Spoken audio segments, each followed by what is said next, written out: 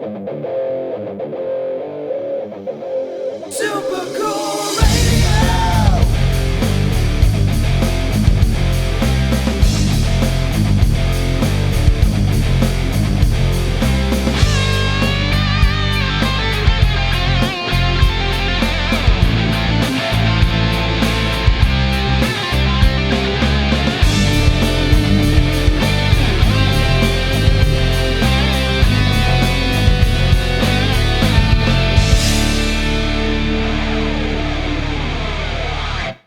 Hello everyone, I am Matthew Thomas. This is Super Cool Radio. I'm going to have a great guest with me for this episode of Super Cool Radio. He is Rob Clores. He has performed and recorded with many talented musicians, including the Black Crowes, Jesse Milan, John Popper, Madysin Hatter, and so many more.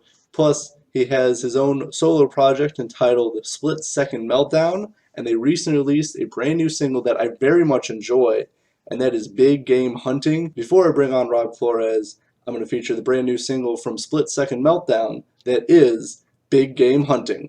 Enjoy. I'm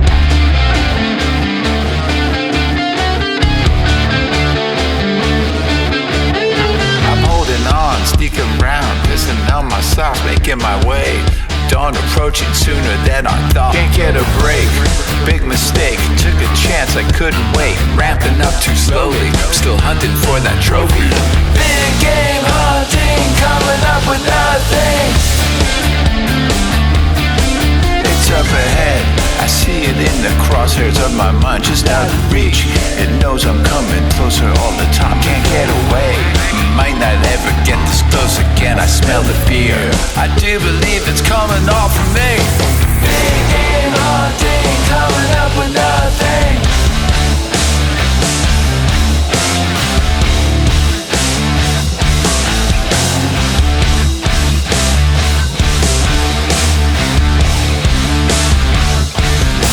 There comes a time when all just fades away. Reflecting on the moment, we come to face the day all alone.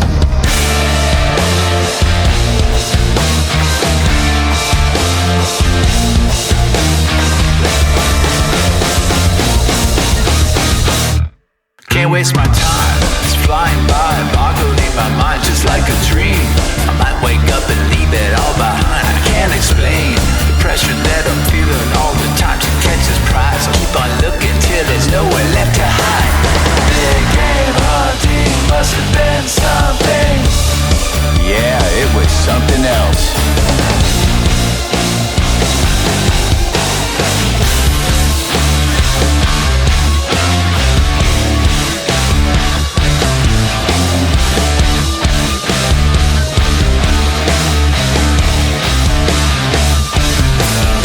It's all done, I leave here as I come, looking for the glory, beating my own drum, on and on.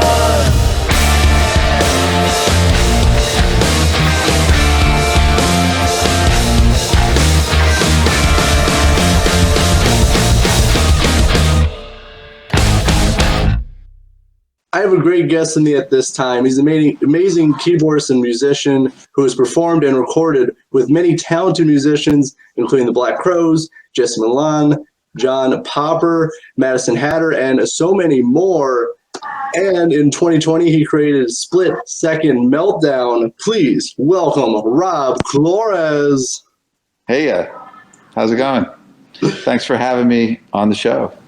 Of course, very, very nice to meet you. When you reached out, I was very excited to chat with you. Just because obviously lengthy music career, but also you worked with another great musician who I'm friends with, Madysin Hatter. So I was very excited to actually get to chat with you. Thank you. Yes. Madysin Hatter is awesome. She rocks. For sure. But as I said, the people I've listed that you've recorded with and performed with, plus Split Second Meltdown, I kind of want to start at the beginning. How did you get started as a musician? I guess I kind of gravitated toward the piano at an early age because my dad played the piano, and so I was kind of plunking out melodies rather, when I was quite young, 5 or 6 years old, and then that led to the piano lessons, of course, and I did not quit. I kept on with the piano, even though I really wanted to go outside and play with my friends. But I took the piano lessons, and I had a knack for it, so that kind of made me, popular at various grammar school functions. And I started cover band probably when I was, 15 or 14 or 15, or around that time, and I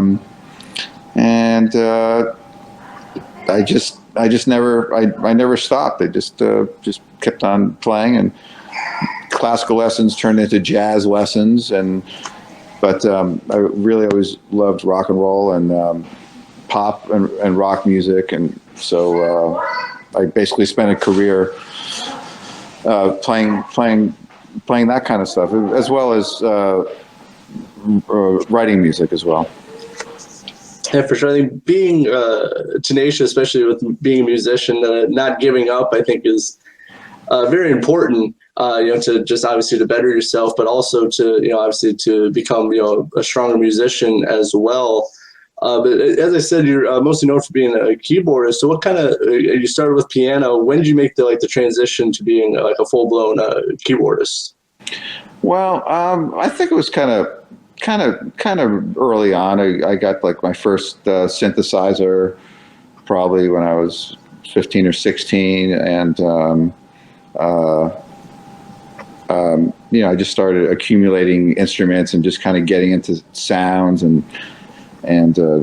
timbres. I just went from there really. To just mostly playing keyboards and organ. I love playing, the organ, Hammond organ and Farfisa and instruments like that.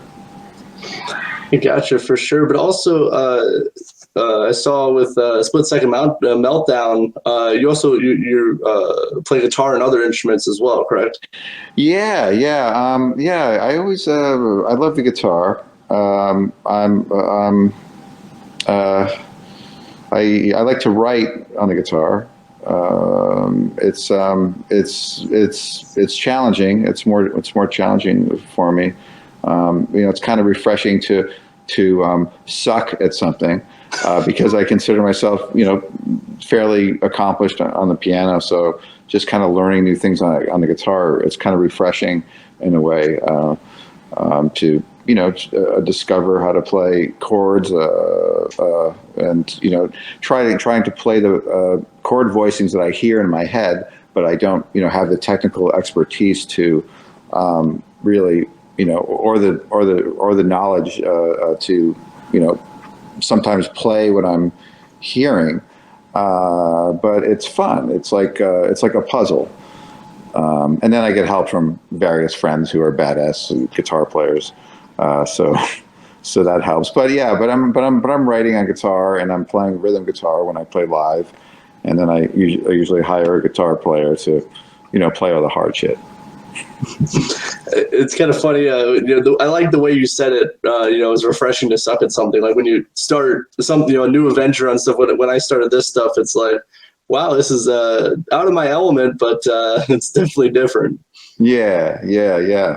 It's fun, because you want music to be fun, and a lot of times, working as a musician, I have to do a lot of types of music or types of jobs that are not necessarily fun, but they pay the bills. So I'm always trying to get back to how to the feeling of when I started. Just trying to have fun with it. Oh yeah, for sure. To me, if I'm not having fun, unless I'm getting paid a lot of money, I'm probably not going to do it. But Right. Is that kind of like the concept with Split Second Meltdown, to getting back to making music fun?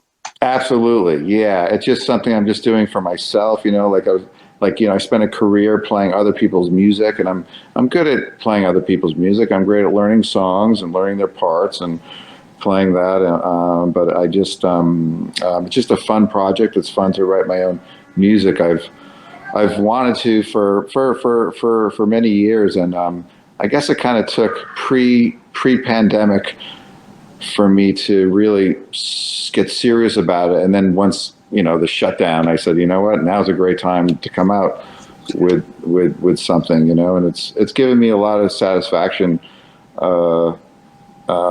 Actually, I feel like I'm an artist now. Like I always, admired all my friends who were artists, and I was kind of, hoped that I could follow in their footsteps. So I got the chance.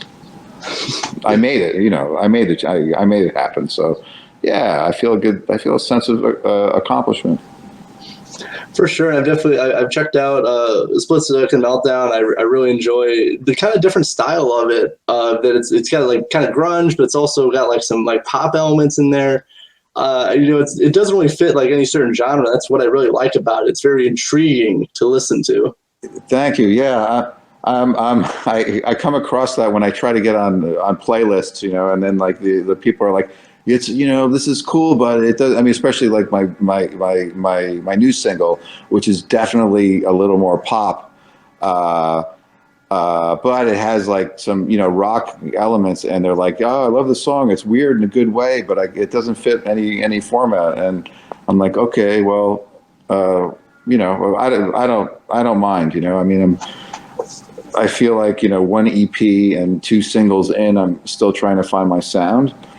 And, like I love all the grunge stuff from the 90s, and, but I love synths, and I love, like industrial stuff, like, like Rammstein and Trent Reznor and, Marilyn Manson, all that sort of heavy stuff. And I feel like I'm trying to just develop my sound. I really enjoy it. I love like music that's a little bit out there where it doesn't fit into a genre. That's like the stuff I love, because cool. I love that it's so unique that like you can't even classify it. That's what I love about it. Cool. Well, thanks so much, Matthew.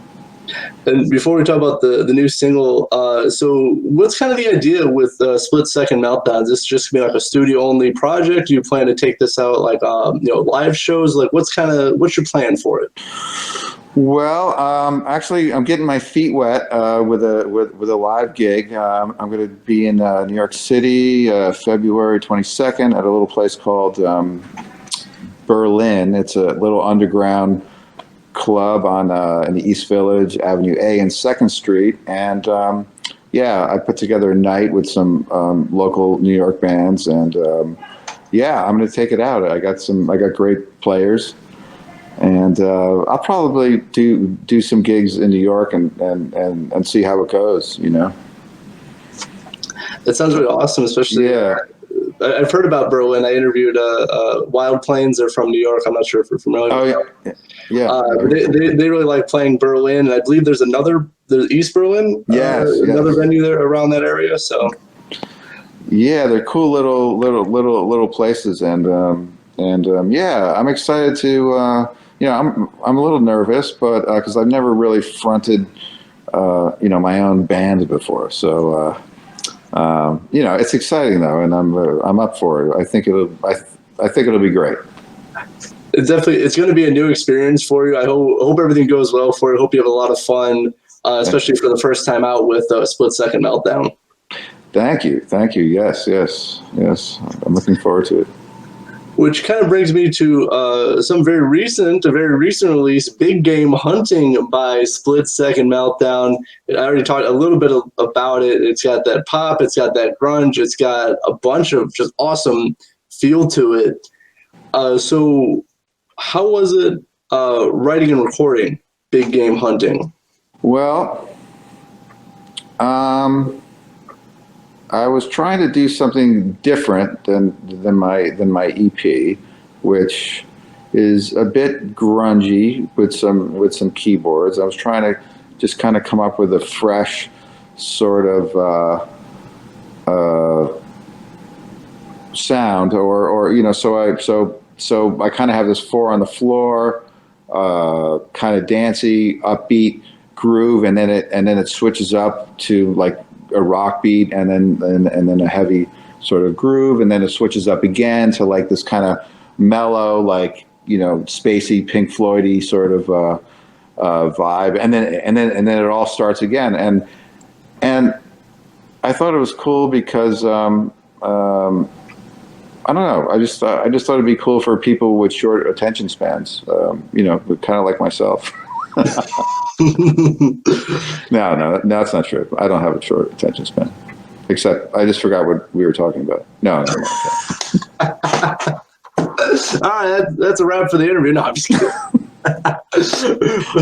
What I like about it, it really keeps you on your toes. You know, kind of as you were explaining the different kind of movements it has throughout the song, where, you know, some songs definitely it's more heavy, it's more rock, and then some more spacey alternative sound. And then I really like your vocals in it because you kind of sing in it, but then you kind of have like almost like spoken word in a few parts, which I really like. It just keeps it just keeps me wanting to listen to it. Because like, cool. I don't know, where is it going to go from this second to this second kind of thing. Oh, that's great. That's what I was going for. That's the exact reaction that I was going for. Just to kind of keep people on their toes, and then, you know, once everything cycles around, and then it cycles again, and it's over in 2 minutes and 30 seconds. So you're not bored. So you have to play it again if you like it. You know. But but that's cool. I'm glad you got it.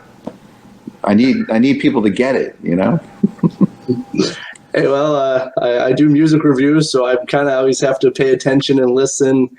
And I really enjoy it just for the fun aspect of it. And you know, because I had to listen to it a few times before I was like, okay, now I get what's going on here. Now I understand it, and it's just so cool. But for anyone who hasn't listened to Big Game Hunting, what's the best advice to tell them? Like what can they expect from this song? It kind of keeps you on your toes. I mean, it's not a boring song, so you know, it's energetic, it's entertaining, and you know, I have a video too. I don't know if you caught the video, but there's a video on YouTube. Split Second Meltdown video YouTube channel, and the video is pretty cool, I gotta say. It was produced by a guy named Scott Rosenbaum from Red Hawk Films, and he did a great job. He cast a couple of actors, like a hunter hunting a hot chick in a cat suit, and then shot some footage of me and the band playing at East Berlin, the sister club of Berlin in New York City. Yeah, it was actually another thing I did want to discuss here. You're getting ahead of me a little bit. Sorry, I'm just plugging away. No, I appreciate it. That's where I was going to go next, because I really enjoyed the music video, because I like kind of the contrast of like you guys playing. It was all like black and white, but then you get like the full color, kind of cliche Hunter a little bit. He kind of, he reminded me of like Jacques Clouseau from Big Band. It's kind of the vibe I was getting from him. Yeah. He sort of has a European, like, you know, vibe to him. Yeah. The whole music video, I just found it, you know, kind of just very fun. It was a nice mesh of, you know, you playing music, but also the kind of story being told with the hunter and the hot chick in the cat suit. And I like that at the end they're like drinking tea, sitting at a table in the forest. I thought it was just a very funny way to wrap up the music video. Yeah. That was Scott that came up with that concept. He kind of went, you know, my Big Game Hunting was, you know, it is basically about, you know, hunting, or, you know, the pursuit of, you know, something other than, you know, like an elephant in the desert. It's like, you know, man, a woman, just, you know, just kind of just pursuing, you know, somebody who you want to pursue, you know, in a nice way. You know, it's not really, you know, hunting, like, in a violent way. It's just kind of, and just showing interest in someone or something. Yeah, I definitely picked it up like that in the music video, but it's kind of fun, like big game hunting, as you kind of said. Like people think of like trophy hunting or like hunting in in the forest or desert, but it's nice. It's a little bit of it's a twist on the kind of the definition of it. I really liked it. Oh, cool, man! Thank you. So I'm going to leave a link for the music video in the description of this podcast. Make sure to check it out. I really enjoy it. Give it a thumbs up. Subscribe as well. And I did want to talk about the debut EP that was released last year, because you had so many great musical contributions from many talented musicians. I know you had Charlie Paxton, Soul Walker of Death Diamond, and many great artists as well. So how was it? Like, is that a different? It has a little bit of a different feel to it, the EP, compared to Big Game Hunting. So, like, how was it creating that EP? Well, I started out just with kind of more of like a heavy guitar grungy sort of sound, and I went to my buddies deep in New Jersey, John DeServio from Black Label Society and Bob Pantella from Monster Magnet, and I was like, I need the heavy cats for for my project, so we cut we cut about 4 or 5 songs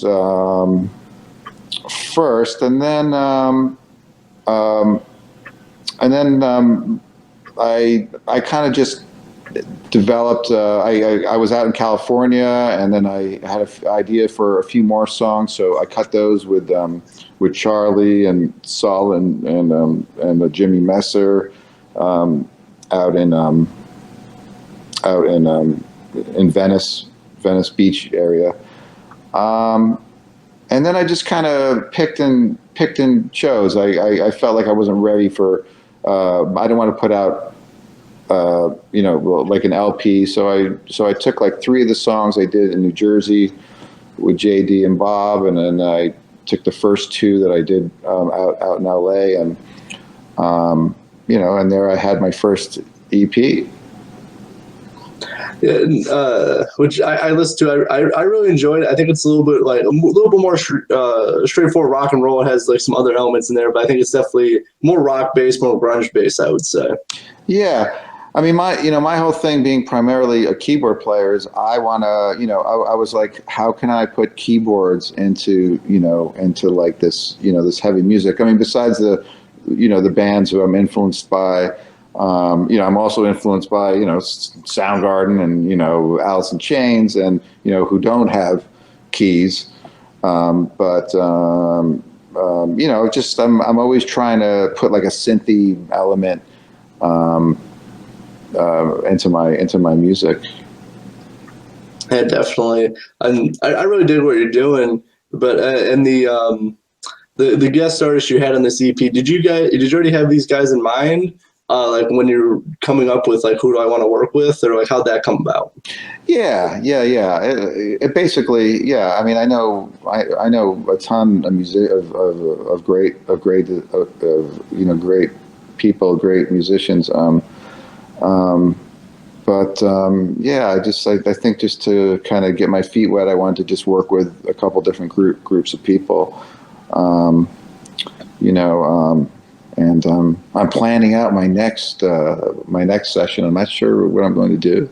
I'm not sure who I'm going to use, but it's fun to plan all this stuff out. But I want it to be done a little bit differently. Like I want to go into the studio with like 8 to 10 songs and just kind of get more of a consistent sound instead of and that's the other thing. Besides the few songs I did with JD and Bob in New Jersey, the songs I did with the other guys, a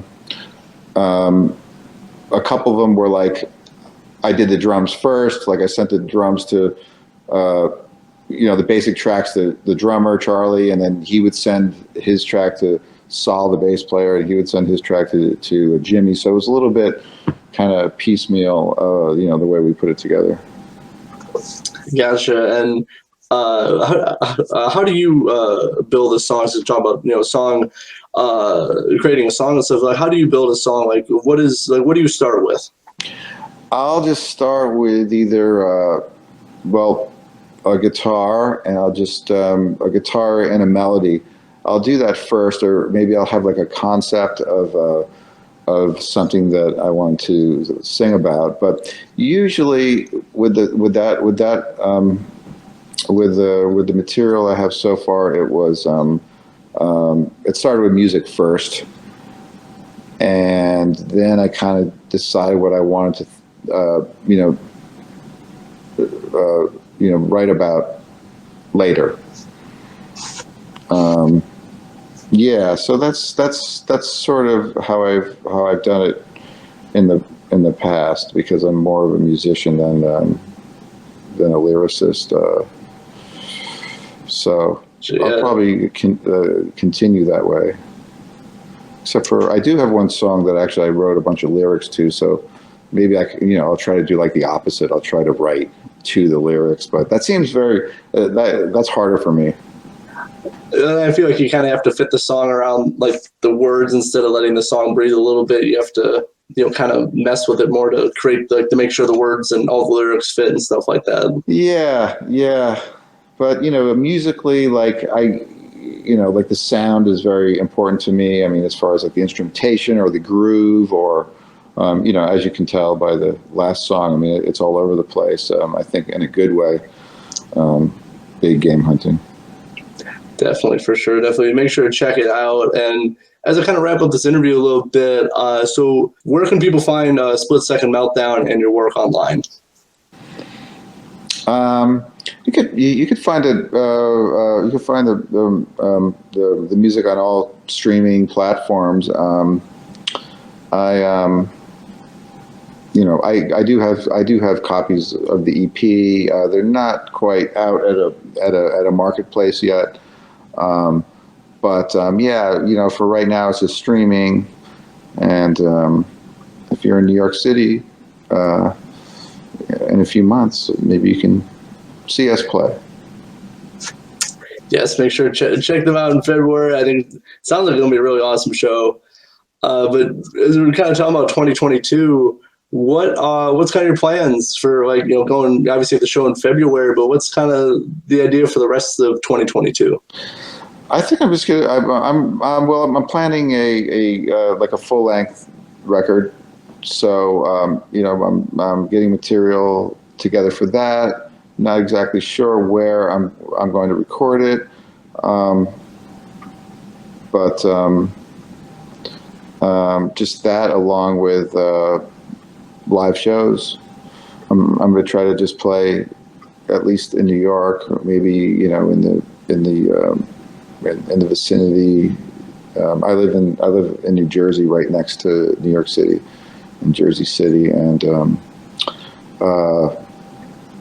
I might play there too. So yeah, I'm just going to keep on developing the project, developing the sound, and hopefully come up with a lot more songs, and just try to get a wider audience. It sounds like some great plans for 2022. Make sure to check out Split Second Meltdown. Rob, I had a really great time chatting with you about all things Split Second Meltdown, big game hunting. I really did. So thank you so much for hanging out with me here on Super Cool Radio. Thank you so much, Matthew. Thanks for having me, and I appreciate it. Of course. For Rob Clores, the Split Second Meltdown, I'm your host as always, Matthew Thomas. Thank you so much for watching, listening, and stay frosty. Stay frosty.